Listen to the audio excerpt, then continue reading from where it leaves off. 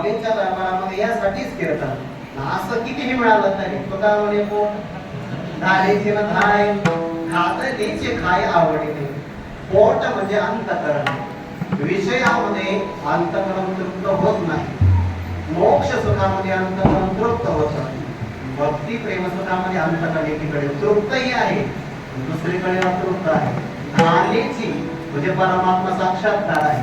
न धाय ज्ञातो ज्ञानोत्तर प्रेम दर्शनात तुझा भक्ती आहे. विठ्ठल विठ्ठल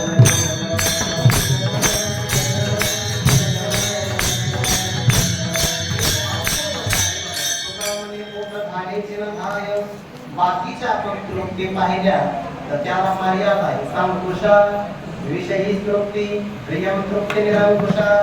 विषयाची तृप्ती सांकुशा, सांकुशा म्हणजे स अंकुशा. विठ्ठला विठ्ठला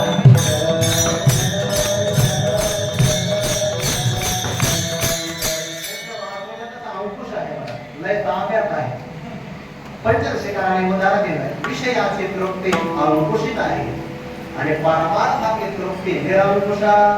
यासारखं समाधान नाही आनंदाचे जोडा.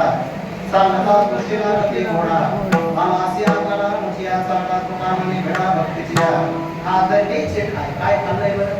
हेच खाल्लंय सर्व इंद्रियांनी. जयाचे वाचे माझे आला, दृष्टी भोगे माझे जीव. जयाचे मन संकल्प माझाचे वाहे माझी कीर्ती मी.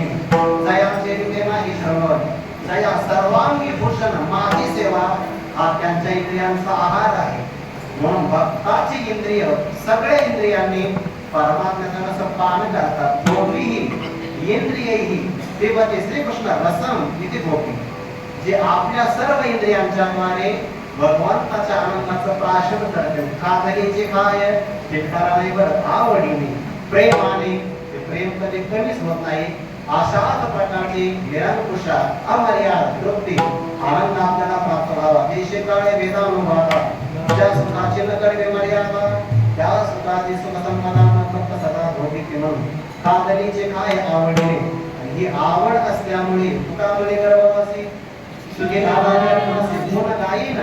आवडी आवडीमध्ये त्याग असतो. कादलीचे काय आवडीने जन्म झाला काय असे समजे नाही. न पडिया आहे काळात झालेलं चिंतन.